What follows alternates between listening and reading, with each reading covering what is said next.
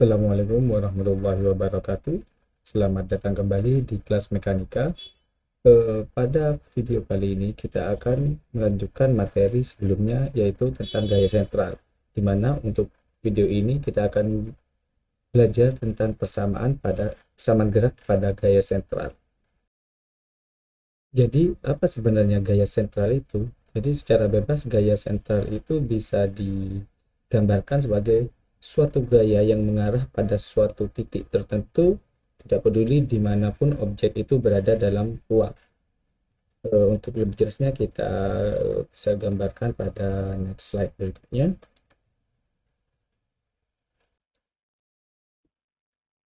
Oke, jadi misalkan kita punya suatu objek di titik berikut, dan objek ini mengalami suatu gaya sentral ke arah seperti ini.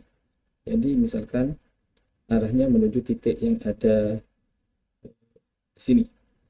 Jadi jika ada objek lain yang ada pada medan gaya ini, gayanya akan tertuju pada titik yang berwarna hitam ini. Jadi misalkan ada objek kedua di sini, maka arahnya juga akan ke arah sini. Objek ketiga di sini, maka arahnya ke arah objek yang ada di tengahnya. Jadi seperti ini. Nah, definisi dari ini merupakan penggambaran secara umum dari gaya sentral. Oleh karena itu, karena gaya sentral sifatnya memusat pada suatu titik, maka akan lebih mudah merepresentasikannya dalam koordinat polar. Oke, kita hapus aja dulu ini. Kita gambarkan lagi dalam representasi koordinat. Jadi misalkan kita mempunyai koordinat seperti ini, dan kita ada suatu objek di titik tertentu dalam koordinat seperti ini. Sebagaimana yang kita ketahui, dalam representasi koordinat polar, vektor posisi suatu objek itu digambarkan dengan R sama dengan besarnya R vektor satuan. Jadi seperti ini. Jadi sebelum kita nanti membahas lebih jauh tentang gaya sentral, kita akan menurutkan terlebih dahulu bagaimana persamaan gerak pada gaya sentral. Jadi sebagaimana yang kita ketahui, jika R ini adalah vektor posisi, maka turunan pertama dari vektor R terhadap waktu akan menghasilkan fungsi kecepatan. Jadi sebagaimana yang kita ketahui, maka di sini dr per dt itu akan sama dengan d per dt dari R vektor satuan. Dan sebelum melanjutkan ini, kita kembali merefresh dari masalah koordinat polar kemarin. Jadi pada pembahasan koordinat polar kita sudah ketahui kalau turunan vektor satuan theta itu terhadap theta itu kemarin kita dapatkan min vektor satuan R, dan turunan vektor satuan R terhadap fungsi theta itu kita dapatkan vektor satuan theta. Jadi konsep persamaan ini diingat-ingat karena nanti dalam penyederhanaan untuk mendapatkan persamaan gerak dalam koordinat polar akan menggunakan konsep yang ini. Oke, kita lanjutkan lagi untuk penurunan persamaan geraknya. Jadi fungsi kecepatan suatu objek dalam koordinat polar bisa kita turunkan seperti ini. Maka dengan aturan rantai atau aturan chain rule, untuk yang bagian ini bisa kita uraikan dengan aturan rantai, dan untuk penulisan turunan terhadap waktu itu selain kita tulis dengan dr per dt, kita bisa singkat dengan r dot. Jadi vektor r dot itu artinya adalah turunan dari vektor r terhadap waktu. Jadi nanti jika double dot berarti turunan kedua, jika ada triple dot berarti turunan ketiga, dan seterusnya. Jadi seperti itu untuk mempersingkat penulisannya. Maka di sini berdasarkan aturan rantai akan didapatkan persamaan seperti ini. Jadi yang pertama seperti ini, do R per do T lalu ditambah R do R vektor satuan per do T. Jadi seperti ini. Sebagaimana yang kita ketahui, maka turunan dari fungsi R terhadap T itu sama dengan R dot, maka kita tuliskan seperti ini. Dan untuk yang bagian turunan dari sebuah vektor satuan, maka kita akan menerapkan kembali aturan rantai. Sebagaimana yang kita ketahui, fungsi vektor satuan dari R itu hanya bergantung pada variabel theta. Oleh karena itu, penguraian dari aturan rantai pada diferensial ini akan menjadi seperti R do R per do theta dikalikan do theta per do T. Jadinya seperti ini.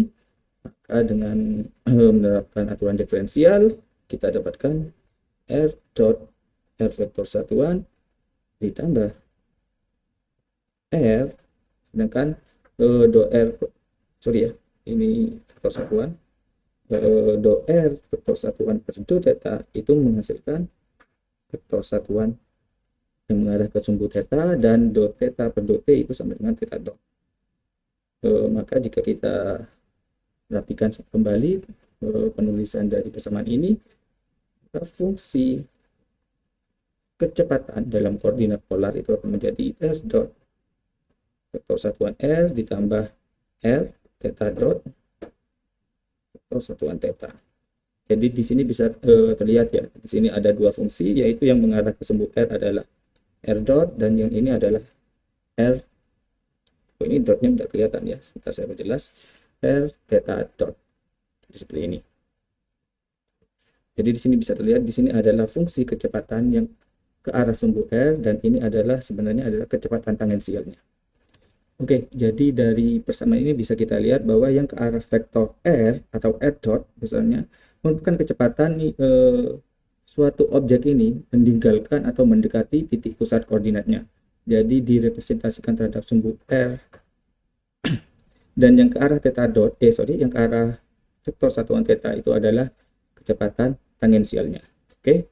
Jadi seperti ini representasi velocity atau kecepatan pada koordinat polar. Selanjutnya kita akan turunkan bagaimana akselerasi dari objek yang direpresentasikan pada koordinat polar. Karena nanti kita akan melanjutkan pada gaya sentralnya, di mana gaya sentral nanti kita menuliskannya dengan F sama dengan ma, dan di sini kita butuh informasi akselerasi untuk menentukan persamaan tersebut. Oke. Kita perkecil dulu hasil perhitungannya ini, kita geser aja, dan kita turunkan kembali vektor velocity terhadap waktu. Jadi jika kita jika kita turunkan kembali sebuah vektor R jadi R double dot, maka dengan cara yang sama seperti perhitungan sebelumnya, maka dari persamaan atas dapat ditentukan dengan menggunakan aturan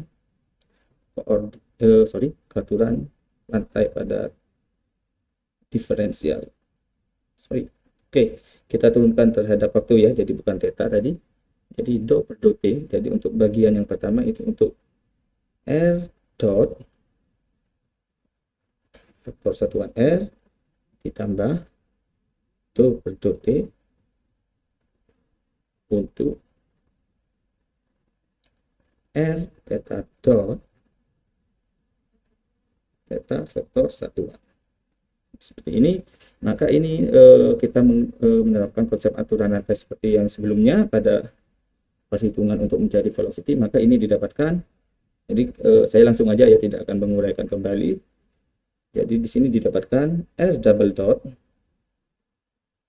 R vektor satuan ditambah R dot do R per do theta per do T. Oke, saya langsung uraikan seperti ini, ditambah R dot theta dot, untuknya saya perjelas dulu, ke arah sumbu theta, lalu ditambah juga dengan R theta double dot ini ke arah sumbu theta juga, dan yang terakhir adalah R theta dot do vektor satuan theta per do theta per do t. Oke, kita sederhanakan kembali rumus yang panjang ini, maka didapatkan seperti ini. Untuk bagian ini tetap ya, karena ini sudah bentuk paling akhir. R double dot R vektor satuan yang ini menjadi R dot theta dot do R vektor satuan per do theta itu sama dengan theta vektor satuan ditambah R dot theta dot theta vektor satuan, sedangkan yang ini juga sama R double dot theta vektor satuan ditambah ini jadinya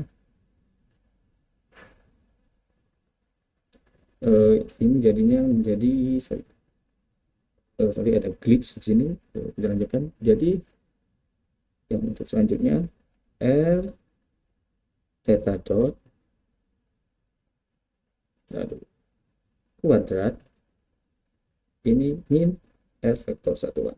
Jadi jika dituliskan maka ini menjadi minnya hilang dan yang ini akan menjadi min, lalu kita hilangkan aja tanda kurungnya dan ini kita geser, jadinya seperti ini. Dan ada juga bagian di sini yang bisa disederhanakan lagi, yaitu bagian ini. Bagian ini jadi dua bagian ini sama, berarti kita bisa sederhanakan lagi, jadinya R double dot dikurangi R theta dot kuadrat ke arah sumbu R plus 2 R dot theta dot ditambah dengan R theta double dot ke arah sumbu theta. Oke, jadi ini adalah bentuk umum dari akselerasi jika kita nyatakan dalam koordinat polar. Jadi kita tulis saja dulu bentuk ini d2r per dt2. Jadi seperti ini. Jadi bentuk akselerasi pada gaya sentral adalah bentuknya seperti ini. Lalu bagaimana representasi gaya sentralnya? Oke, untuk mendapatkan persamaan dari gaya sentral, kita kembali ke bentuk persamaan umum dari gaya. Sebagaimana yang kita ketahui, gaya force itu merupakan perubahan momentum tiap satu satuan waktu. Jadi bisa kita tulis per dp per dt seperti ini. Dari mana momentum itu sendiri merupakan dmv per dt, atau jika kita representasikan menggunakan r dot, maka bentuk dari gaya itu sama dengan d per dt m r dot. Jadi seperti ini. Jika kita misalkan massa suatu objek itu tidak berubah terhadap perubahan waktu atau konstan, maka dari persamaan ini bisa kita sederhanakan lagi menjadi m d per dt untuk r dot. Dan ini juga sama dengan m r double dot. Jadi seperti ini. Jadi kita dapatkan mr double dot, di mana double dotnya ini adalah akselerasi yang sudah kita dapatkan sebelumnya. Maka di sini bisa kita tuliskan kalau representasi gaya pada koordinat polar itu akan menjadi m r double dot min r theta dot kuadrat ini ke arah sumbu r ditambah 2r dot theta dot plus r theta double dot itu ke arah sumbu theta. Jadi bentuk ini kurang M-nya ya. Jadi ke arah sumbu theta dikalikan M. Oke, kita tambahkan M aja. Oke, maka di sini M dan dikalikan seterusnya. Jadi seperti ini. Oke, untuk analisis selanjutnya maka kita analisis dengan menggunakan gaya. Jadi di mana kita ketahui pada gaya sentral setiap objek di titik manapun akan mengalami gaya ke arah titik yang sama. Nah, jadi kita misalkan gayanya mengarah pada pusat koordinat, berarti arah gayanya itu murni mengarah ke sumbu R. Jadi artinya apa? Jadi implikasinya jika kita memiliki persamaan gaya seperti ini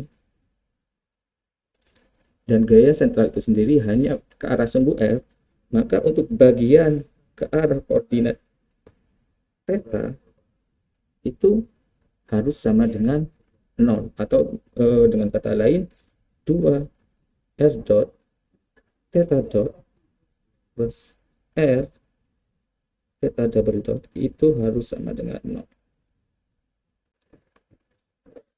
Oke, untuk selanjutnya kita akan melakukan analisis momentum pada gaya sentral. Sebagaimana yang kita ketahui, bentuk umum dari momentum sudut itu merupakan besarnya momen inersia dikalikan dengan kecepatan sudutnya atau theta dot. Dan dimana kalau momen inersia untuk partikel titik itu sama dengan mr kuadrat. Jadi untuk momentum sudut dari sebuah objek yang berada pada medan gaya sentral akan menjadi mr kuadrat theta dot. Jadi bentuk umumnya seperti ini. Jika kita turunkan atau kita diferensialkan persamaan dari momentum sudut ini terhadap waktu, maka kita akan mendapatkan besarnya torsi dari gerak pada medan gaya sentral ini.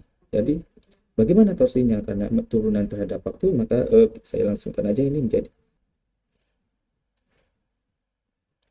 2 m r r dot theta dot ditambah m r kuadrat theta double dot. Jadi dengan melakukan sedikit penyederhanaan, maka ini menjadi sama dengan R 2M R dot theta dot plus M R theta double dot. Jadi menjadi seperti ini. Dan jika kita bandingkan kembali, di sini terlihat kalau bagian ini, jadi bagian ini itu sama dengan bagian ini. Jadi karena bentuk persamaannya sama, dan seandainya ini kita samakan aja, bentuknya menjadi berarti di sini m r 2 r dot theta dot plus r theta double dot. Jadi seperti ini. Karena bagian yang ini sama dengan 0, maka dengan kata lain dl per dt itu sama dengan 0. Jadi dengan kata lain, gerak suatu benda pada medan gaya sentral, nilai dari momentum sudutnya itu akan selalu konstan. Atau dengan kata lain, ini bisa disebutkan dengan hukum kekekalan momentum sudut. Jadi dengan kata lain, jika tidak ada gaya eksternal yang bekerja, maka momentum sudut pada suatu objek yang bergerak pada medan gaya sentral akan selalu conserve atau kekal. Jadi ini membuktikan kalau, oke, kita pindah ke papan selanjutnya aja. Gaya sentral itu merupakan gaya konservatif, di mana curl atau rotasi dari medan gaya sentral itu akan sama dengan 0. Dan ini juga berimplikasi nanti besarnya gaya sentral itu setara dengan minus gradien suatu fungsi potensial yang hanya bergantung pada L. Jadi seperti ini. Oleh karena itu, dalam medan gaya sentral, momentum sudutnya konstan dan torsi yang bekerja itu sama dengan nol. Jadi seperti ini. Oke, jadi saya rasa sampai di sini pembahasan kita tentang gaya sentral, dan untuk video selanjutnya kita akan membahas tentang gerak pada sistem banyak partikel. Oke, saya akhiri untuk video kali ini. Terima kasih. Assalamualaikum warahmatullahi wabarakatuh.